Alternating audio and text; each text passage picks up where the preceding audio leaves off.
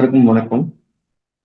மதா பிதா குரு தெய்வ ஆசையுடன் எம்பெருமான் ஸ்ரீ உச்சிஷ்ட மகா கணபதி அனைவருக்கும் நீண்ட ஆயுளையும் நிறைந்த செல்வத்தையும் உயர்ந்த புகழையும் மெய்ஞானத்தையும் பேரறிவையும் பிரபஞ்ச ஞானத்தையும் பெருமையுடன் வழங்கட்டும். அனைவருக்கும் எனது மானசீகமான வாழ்த்துக்கள், மானசீகமான ஆசைகள். அனைவரையும் ஜிகேஸ்டோ அன்புடன் வரவேற்கிறது. நம்ம இன்னைக்கு பார்க்க போற இந்த பதிவு வந்து எல்லாத்துலயும் தலைமை சுபகிரகமான குரு வக்ரம் பெற்றால் என்ன, அதுதான் நம்ம இன்னைக்கு பார்க்க போற தலைப்பு. இதுல ஒரு கிளியரான விஷயத்த நல்ல மைண்ட்ல வச்சுக்கங்க. முதல்ல வக்ர கிரகங்கள் தான் தரக்கூடிய பலனை தராமல் போகாது, எந்த பலனையும் அது தடை செய்யாது. தான் தரக்கூடிய பலனை தாமதமாக தருமே வேகமாக தராது. இந்த 3 விதியை நல்லா ஞாபகம். முதல்ல வக்ர கிரகங்கள் தான் தர வேண்டிய பலனை ஆழமாக, வலிமையாக, பலமாக செய்யும். பலமா செய்யும். அது பலனையும் வேறொரு கிரகம் தரக்கூடிய பலனை அது தடை செய்யாது. வக்ர கிரகம் ஒரு பலனை தடை செய்யாது. தான் தர வேண்டிய பலனை மிக தாமதமாக தரும். அந்த ஒரு இயக்கத்தை அந்த ஜாதகருக்கு கொடுத்துரும். இந்த 3 பேசிக் விஷயத்த ஆழமா உள்வாய்க்கிறது. அதுக்கு அடுத்து எந்த கிரகம் வக்ரமா இருக்கோ அதுக்கான காரக பாவத்தின் அதை நம்ம சேர்த்து சொல்லப்போம். இது ரொம்ப முக்கியம். ஒரு வக்ர கிரகத்துடைய பார்வையில நிறைய கிரகங்கள் இருந்ததுன்னா அத்தனை பேரும் அவரை உதாசீனப்படுத்துவாங்க. அப்போ சுப கிரகம் குரு, அந்த கிரகம் வக்ரமா இருக்காரு, அவருடைய பார்வையில் நிறைய கிரகம் இருந்ததுன்னா அந்த ஊர் மக்கள், அவருடைய ரத்த சம்பந்தங்கள் எல்லாருமே அவர் பகைச்சு விழிச்சு அவர் தேகாண்டம் போற அளவுக்கு பண்ணுவாங்கன்னு. இப்ப வக்ர கிரகத்துடைய பார்வையிலும் நிறைய கிரகங்கள் இருக்கக்கூடாது. இந்த 4 விதியை ஆழமா உள்வாங்கிட்டீங்கன்னா எல்லா வக்ரகத்துக்குமே இது பொருந்தும். எல்லா வக்ரகத்துடைய தசாப்திக்கும் பொருந்தும். எல்லா வக்ரகத்துடைய தசாப்தி கோச்சாரத்துக்கும் பொருந்தும். இப்ப நம்ம எடுத்துக்கிட்ட தலைப்பு தலைமை சுபகிரகம் அப்படின்னு சொல்லக்கூடிய குரு வக்ரம் பெற்றார். அதனால தலைமை சுபகிரகம் காலபுருஷனுக்கு 9ஆம் அதிபதி அவர் தான் தலைமை ஹெட். மத்த 8 கிரகம் தரக்கூடிய தோஷத்தை ஒரு கிரகம் பார்த்தா அது நிவர்த்தி அப்படிங்கிறது நடைமுறையில பொருந்தி வருது. அப்பேற்பட்ட கிரகம் வக்ரம் பெற்றால் என்ன? இதுல முதல் ஒரு விஷயத்தை பார்க்கணும். ஒரு கணவனா இருக்கட்டும், மனைவியா இருக்கட்டும், குரு வக்ரமா இருக்குது அப்படிங்கிற பட்சத்துல அவங்க இஷ்டப்படிக்கு குழந்தை பெத்துக்கிற முடியறதும் இல்லை, அவங்க இஷ்டப்படிக்கு குழந்தைய வளர்க்க முடியறதும் இல்லை. வசதி வாய்ப்பு நிறைய இருக்கும், வேணும்னு இருக்கும். ஆனா அந்த காசை எடுத்து அந்த குழந்தைக்காக இதை நீ செய்ய, இது இப்படி இருந்துக்கன்னு சொல்றதுக்கான பிராப்தம் இருக்காங்க. உடல் ஆரோக்கியமா இருக்கும், குழந்தை பாக்கியம் தள்ளி போய்கிட்டே இருக்கும். எல்லா செல்வாக்கு இருக்கும், ஊர் மக்கள் மதிக்க மாட்டாங்க. அப்படி இருக்கும். அப்படி சொன்னதுல ஒரு 3 உதாரணங்கள் சொல்லுவோம். முதல்ல ஒரு தம்பதியர், 2 பேத்துக்குமே குரு வக்ரம். 2 பேத்துக்கும் உடல்ல எந்த குறைபாடும் கிடையாது. டாக்டர் போயிட்டாருன்னு சொல்றாரு, எல்லா டெஸ்டும் பண்ணி பார்த்துட்டு எல்லாமே நார்மலா இருக்கு. தைராய்டு கூட டெஸ்ட் பண்ணி பார்த்தாச்சு, நல்லா இருக்கு. இதுக்கு மேல கடவுளுடைய அனுகிரகம் தான் உங்களுக்கு வழிவிடணும், திருப்பி அனுப்பிச்சிடுற. இப்ப அந்த இடத்துல எது தொக்கி நிக்குது? மருத்துவ ரீதியாக உடல் ஆரோக்கியம் எல்லாமே நல்லா இருக்கு. ஆனா இனி குழந்தை ஒண்ணும் இல்லைன்னா ஒரு தெய்வத்துக்கு அனுகிரகம் தான் உங்களுக்கு குழந்தைய கொடுக்கணும், டாக்டர் அனுப்பிச்சு விட்டுறாரு. அங்கதான் தலைமை கிரகமான குரு வக்ரம் பெறும்போது எல்லாமே சரியா இருந்து முக்கியமான எதுவும் தெரியாத ஒரு மறைஞ்சிருக்கு. அப்புறம் அவங்க மறுபடியும் ஜாதகம் என்ன செய்யறாங்க. நாம அவங்களுக்கு என்ன சொல்றோம்? நிறைய தான தர்மங்கள் பண்ணணும் அப்படின்றது. அந்த தான தர்மங்கள் யாருன்னா முகம் தெரியாத நபர்களுக்கான அன்னங்களை கொடுப்பது, துணிமணி உதவி செய்யறது, கல்விக்கு உதவி செய்யறது, இதுதான் தான தர்மம். சொந்த சித்தப்பா வீட்டுல போய் சாப்பாடு போடுறது, இதெல்லாம் தான தர்மம் ஆகாது. சித்தப்பாவை எடுத்து வளர்க்குறது, அக்காவை எடுத்து வளர்க்குறது, அதெல்லாம் தர்மம், அதெல்லாம் ஒரு கடமை.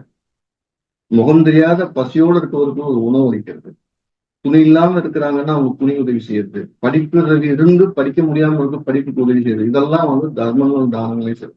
அதை செய்யும். கல்வி வருமானம் வரும். ஏன்னா குரு பேரறிவாளன். அதெல்லாம் அறிவை பெருக்குவதற்கான உதவி செய்யறதும் அந்த தர்மம் செய்யறதும் குருவுடைய காரகத்தில் வரும் அப்படின்னு சொல்றோம். அவர் 1 வருஷம் ஆச்சு, 1.5 வருஷம் ஆச்சு, 2 வருஷம் ஆச்சு வந்து சொல்லு சார் நிறைய தர்மம் பண்ணியாச்சு, இன்னும் கரு உருவாகல. அப்ப மறுபடியும் அவர் சொல்றோம் ஏதாவது சேத்திரங்கள் எல்லாம் வைப்பாங்க. 3 சேத்திரங்கள் 4 சேத்திரங்கள். நான் என்ன சொல்லுவேன்னா, ஒரு நட்சத்திரத்துல எத்தனை பாதம் குரு கடந்திருக்கோம் அத்தனை சேத்திரங்கள்ல பண்ண சொல்லும்.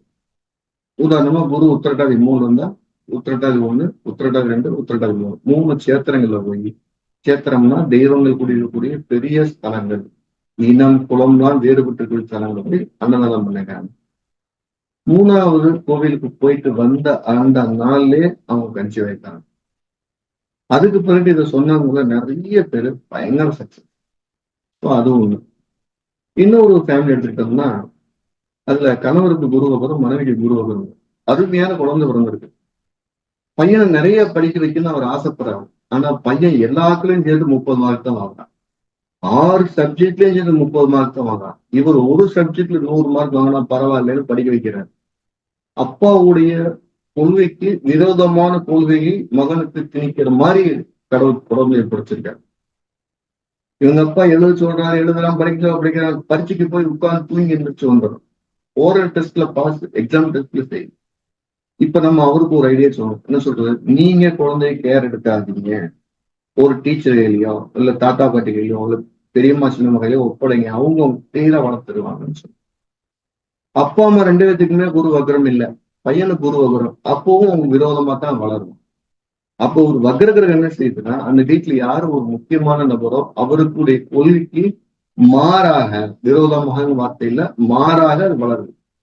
அப்போ என்னுடைய ஜாதகத்துல குரு வக்ரம்னா, நான் என் டேஸ்டுக்கு என் குழந்தைய வளர்க்க முடியாதுன்னு அர்த்தம். அப்ப நான் என்னுடைய குழந்தைய என்னோட தாத்தா பாட்டிகிட்டயோ மாமனார் மாமனார்கிட்டயோ அப்பா அம்மாக்கிட்டே கொடுத்து வளர்ந்துறது, அந்த குவாலிட்டி என்னுடைய எண்ணத்துக்கு தகுந்த மாதிரி அந்த குழந்தை வளர்ந்து நிற்கும்.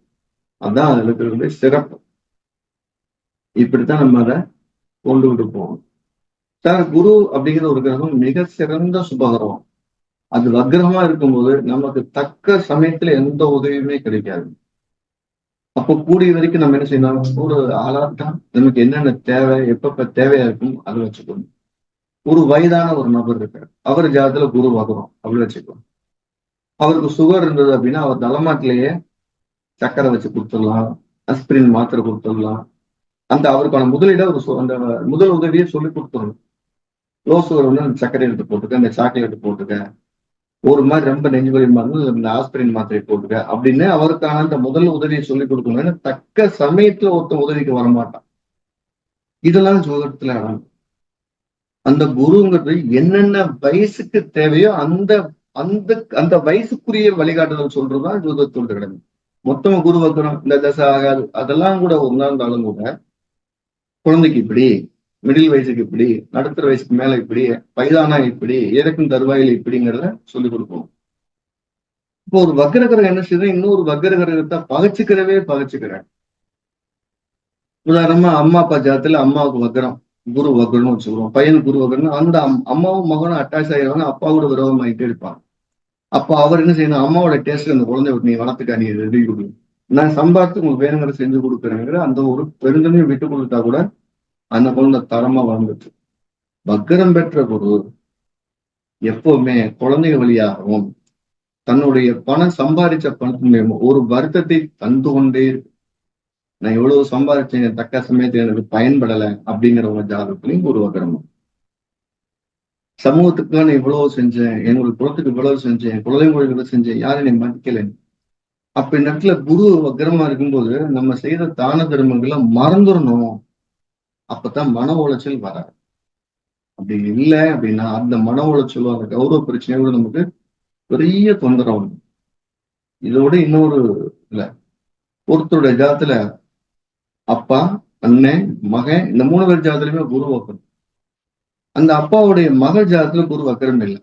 இப்ப அந்த பொண்ணு காதலிக்கிறது ஒருத்தர், தன்னுடைய அப்பா கிட்டயோ அண்ணன் கிட்டயோ தாத்தா கிட்டயோ போய் சொன்னா 3 பேத்துக்கும் குரு வக்கரமா இருக்கு, அவங்க ஒத்துக்கிற மாட்டாங்க. பெரிய லெவல தகராறு பண்ணுவாங்க. அந்த இடத்துல அடிதடியோ போலீஸ் கேஸோ கொலையோ கூட நடக்கலாம். அப்ப அதுக்காக அந்த அட்வைஸ் பண்ணும்போது, உன்னோட ஜாதத்துல ஒரு வக்கரம் இல்லாம இருக்கு, இவங்க ஜாதத்துல வக்கரமா இருக்கு, இவங்ககிட்ட நீ டைரக்டா பேசாத, இன்னொரு வக்கர கிரகம் உள்ள நபர்கள்ட்ட யாராவது க்ளோஸா இருந்தாங்கன்னா அவங்களோட பேச வைக்கி அப்படின்னு அந்த பக்குவமா எடுத்து சொல்லுவாங்க. அதுவும் ஆகாது, ரெண்டையும் பக்குவமா சொல்லுவாங்க. அந்த ஆகாதுங்கிறத கூட பக்குவமா சொல்ற ஒரு நபர் தேவை. அதுதான் அங்க இருக்கிற விஷயங்கள். ஒரு கிரகம் வேகமா பலன் கொடுக்கணும் அப்படின்னு நம்ம ஜாதகத்துல இருந்துச்சு அப்படின்னா, அந்த கிரகம் குருவா இருந்து வக்ரம் இருந்தா அவரு தன்னோட திசையில கடைசி பாத்துல பணம் கொடுப்பாரு. இப்படி எடுத்துக்கலாம். ஒரு குழந்தை படிக்கல வச்சுக்கோ, அந்த எக்ஸாம் சமயத்துல மட்டும் படிக்கிற குழந்தை பாத்தீங்கன்னா குரு வக்ரம். அப்ப குரு வக்ரம்னு சொல்லும் போதே நம்ம மனசுக்கு பிடிக்காத இல்லைன்னு நம்ம ரொம்ப வேண்டிய ஒன்று, நமக்கு தக்க சமயத்துல கிடைக்க வேண்டிய ஒன்று கிடைக்காமலோ தள்ளி போகக்கூடிய வாய்ப்புகள் இருக்குங்கிற அந்த எண்ணங்களை ஞாபகம் வச்சு பண்ணலாம். இதுல இருந்து விடுபடணும் சார் அப்படின்னா, வக்கரம் பெற்ற குரு ஒரு நட்சத்திரத்துல எத்தனாவது பாதத்துல இருக்குதோ அத்தனை கோயில் வாசல்ல இல்ல அத்தனை இடங்கள்ல தான தர்மம் பண்றது சிறப்பு. இன்னொருத்தர் ஜாதகத்தை பாருங்க, புருஷனி ரெண்டுமே வக்கரம். கண்ணில ஒரு 1981 பிறந்திருக்காரு. அவரு பேசிட்டு இருந்து ஒரு வாக்கு சொல்றாரு, எனக்கு கடவுள் நேரடியா வந்தா தான் நான் நம்புவேன் அப்படின்னு அடம் பிடிக்கிறார். இப்ப அவரு நம்ம சரி செய்யணும் அப்படிங்கிறதுக்கு வாய்ப்பே இல்லை. ஏன்னா கடவுளை நேர கண்ணில் காட்டுற மாதிரி வாய்ப்பே இல்லை. அதெல்லாம் உணரக்கூடிய ஒரு விஷயம். அவர் விட்டாச்சு. அவர் ஒரு கஷ்டம் வந்தவனே அவர் கடவுள் நம்புறாரு. அந்த வக்கிரகர்கள் அத்தாட்சி தன்னுடைய தேவை வர்ற வரைக்கும் அது யாரையும் புரிந்து கொள்ளாது. வக்கிரகங்கிறது தன்னுடைய தேவை வரும் வரை யாரையும் புரிந்து கொள்ளாது. தனக்கு தேவை வரும்போது அது புரிந்து கொண்டு ரொம்ப அவஸ்தப்படும். அப்ப கடவுள்லயும் தர்க்கம் பண்ண அவரு அவருடைய பிரச்சனை வரும்போது எந்த கோயிலுக்கு போகலாம், யாரை கும்பிடலாம், என்ன பூஜை பண்ணலாம்னு கேட்டு. சோ நான் யாருக்குமே தேவையில்லாம எந்த செலவும் சொல்றது இல்லை. தேவை இருந்தாலும் கூட 1க்கு 10 முறை என் புத்தி சொல்லி எனக்கு அனுபவிச்சிருந்தா மட்டும்தான் நான் சொல்றது உண்டு. அப்ப அவருக்கு மறுபடியும் உங்க வீட்டு அருகில இருக்கக்கூடிய ஒரு பெருமாள் நமஸ்காரம் பண்ணுங்க. உங்க வக்கிரக்கரங்கள் என்ன செய்யும்னா மறுபடியும் பாத்துங்க, யாருடைய இணைஞ்சு போகாத குணத்தை கொடுக்கும். அப்ப வக்கரகர்கள் தசாபத்தி நடக்கும்போது பர்டிகுலர் குருதசை நடக்கிறது ஒரு வக்கரமா இருக்குன்னா யாரோடையும் ஒரு மீட்டிங்ல உட்காந்து பேசிட முடியாது. அங்க ஏதேனும் ரத்தங்களோ ஏதோ சங்கடங்களோ அப்படி இருந்துச்சு. அப்ப நம்ம அவங்களுக்கும் புரிந்து கொள்ற மாதிரியான விஷயங்கள் சொல்லிக் கொடுக்கணுங்கிறது தான் நம்ம ஜிகாஸ்டோடைய ஒரு ஸ்டாம்ப் ரோல். ஜிகாஸ்டோ சிஸ்டம் அப்படின்னு சொல்லக்கூடிய இந்த ஜிகாஸ்டோடைய ஈஸியஸ்ட் டு. எந்த கிரகத்துக்காவது வக்கரம் பெற்ற ஒரு நட்சத்திரம் கொடுத்தா அதையும் தன்னுடைய குணத்தை வெளிப்படுத்திக்கிட்டே இருக்குங்க. உதாரணமா வக்கரம் பெற்ற குருடைய நட்சத்திரத்துல சூரியனோ சந்திரனோ வேற எந்த கிரகம் இருந்தாலும் அது குருடைய சாயலை போலவே செயல்பட்டு இருக்கு. அதையும் கவனிச்சு பாருங்க. சோ நம்ம ஜிகாஸ்டோ என்ன செய்துட்டு இருக்கு அப்படின்னா, எல்லாத்துக்கும் ஜோதிடம் போய் சேரணும் அப்படிங்கிற ஒரு தெளிவான முடிவோட எளிமையான ஜோதிட முறையில கற்பித்துக்கிட்டு இருக்கோம். யாராவது படிக்கணும்னு விரும்புனாங்கன்னா கீழே நம்புறதுக்கு போகலாம். இப்ப பிப்ரவரி மாசம் 25ஆம் தேதி புதிய பயிற்சி தொடங்க இருக்குது. படிக்கணும் விருப்பம் இருக்கு, கீழே நம்பர் தொடர்பு படிக்கலாம். நான் ஜோதிடம் ஏற்கனவே படிச்சிருக்கிறோம், எனக்கு இன்னும் அடுத்த அறிவுகள் வேணும் அப்படிங்கிறது சிறப்பு வகுப்புகளாக எல்லா மாசத்துலயும் ஒரு வகுப்புகளை நேரடியாகவும் ஆன்லைனாகவும் நடத்திட்டே இருக்கும். அதுல உபகரணங்கள் பத்தி இந்த மாசம் மார்ச் மாசம் 4, 5 தேதிகள்ல ஆன்லைன்ல ஆரம்பிக்க இருக்கும். அது ஒரு 7 நாள் வகுப்பா இருக்கும். யாராவது படிக்கணும் இருக்குன்னா அவங்களுக்கு கீழே நம்பர் தொடர்பு இருக்கலாம். இதன் மூலியமா என்ன செய்யணும், நாம ஒரு ஜோதிடத்தை துணைக்கு கை கொண்டு அடுத்த கட்டத்துக்கு போறதுக்கு பயன்படும். நம்ம ஏற்படுத்தக்கூடிய இந்த பேசிக் எப்படி இருக்கும் அப்படின்னா, எந்த விதமான கணிதங்களும் இல்லாம எளிமையான முறையில இருக்கும். இப்ப பிப்ரவரி மாசம் 25ஆம் தேதி நடக்க போற இந்த பேசிக்கும் எந்த கணிதங்களும் பெருசா இருக்காது. உங்களுக்கு அடிப்படை தமிழ் எழுத படிக்க தெரிந்திருக்கு, புரிந்து கொள்ளக்கூடிய அறிவு இருந்தா போதுமானது. இதுதான் சொல்றாங்கிற அந்த அந்த உங்களுக்கு புரிஞ்சு கொள்ளக்கூடிய சக்தி இருந்தாலே போதும். ஆன்லைன்ல அது சிறந்த அடிப்படை வகுப்பா இருக்கும். நீங்க படிப்பதற்கு முன் படிப்பதற்கு பின் அந்த படிப்பதற்கு முன் எப்படி இருந்தோ அதோட படிப்பதற்கு பின் அப்படியே மாறி இருப்பீங்க. அதுல ஒரு எளிமையான பேசிக்கா இருக்கும். ஸோ அது பிப்ரவரி மாசம் 25ஆம் தேதி ஆன்லைன் வகுப்பா ஜோதிடத்துடைய அடிப்படை வகுப்பு நடக்க இருக்குது. நானும் அதுல உங்களுக்கு வகுப்பு நடத்துவேன். படிக்க விருப்பம் இருக்கும், தாராளமா கீழே நம்பர் பேசலாம். அனைவருக்கும் ஜிகாஸ்டோ அன்பான வாழ்த்துக்கள். எல்லாம் வல்ல எம்பெருமான் ஸ்ரீ உச்சிஷ்ட மகாகணபதி அனைவருக்கும் நீண்ட ஆயுளையும் நிறைந்த செல்வத்தையும் உயர்ந்த போலையும் மெய்ஞானத்தையும் பேரறிவையும் பிரபஞ்ச ஞானத்தையும் பெருமையுடன் வழங்கட்டும். அனைவருக்கும் ஜிகாஸ்டோ அன்பான வாழ்த்துக்கள், அன்பான வணக்கம்.